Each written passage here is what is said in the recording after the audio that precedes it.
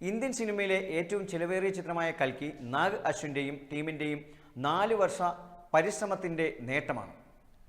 പ്രഭാസ് നായകനായി എത്തുന്ന ചിത്രത്തിൽ കമൽ ഹാസൻ, അമിതാഭ് ബച്ചൻ എന്നിവരും ഉണ്ട്. ദീപിക പദുക്കോണാണ് ചിത്രത്തിൽ പ്രഭാസിൻ്റെ നായികയായി എത്തുന്നത്.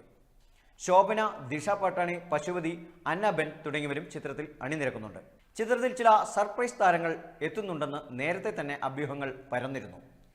റിലീസിന് തൊട്ടു മുൻപ് ദുൽഖർ, വിജയ് ദേവരകൊണ്ട എന്നീ താരങ്ങളുടെ സാന്നിധ്യം സംവിധായകൻ പരസ്യപ്പെടുത്തുകയും ചെയ്തു.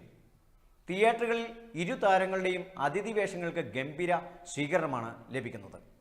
ചിത്രം ഇതിനോടകം തന്നെ കേരളത്തിൽ തരംഗം സൃഷ്ടിച്ച് മുന്നേറുകയാണ്. വൻ മേക്ക് ഓവറിലാണ് കമൽഹാസൻ എത്തിയിരിക്കുന്നത്. ഇന്ത്യൻ മിത്തോളജിയിൽ വേരൂന്നി പുരാണങ്ങളിൽ നിന്ന് പ്രചോദനം ഉൾക്കൊണ്ട് ഭാവിയെ തുറന്നു കാണിക്കുന്ന ഒരു സയൻസ് ഫിക്ഷനാണിത്. BC 3101 മഹാഭാരതത്തിൻ്റെ ഇതിഹാസ സംഭവങ്ങൾ മുതൽ AD 2898 സഹസ്രാബ്ദങ്ങൾ വരെ നീണ്ടു നിൽക്കുന്ന യാത്രയാണ് കൽക്കി 2898 AD ദൃശ്യവൽക്കരിക്കുന്നത്. തെലുങ്ക്, ഹിന്ദി, തമിഴ്, മലയാളം, കന്നഡ, ഇംഗ്ലീഷ് തുടങ്ങി ഒന്നിലധികം ഭാഷകളിൽ പുറത്തുവിട്ട ചിത്രത്തിൻ്റെ റിലീസ് ട്രെയിലറിന് വലിയ സ്വീകാര്യതയാണ് പ്രേക്ഷകരിൽ നിന്നും ലഭിച്ചത്. ആദ്യ മണിക്കൂറുകളിൽ തന്നെ വലിയ മുന്നേറ്റമാണ് അഡ്വാൻസ് ബുക്കിങ്ങിൽ ഉണ്ടായത്.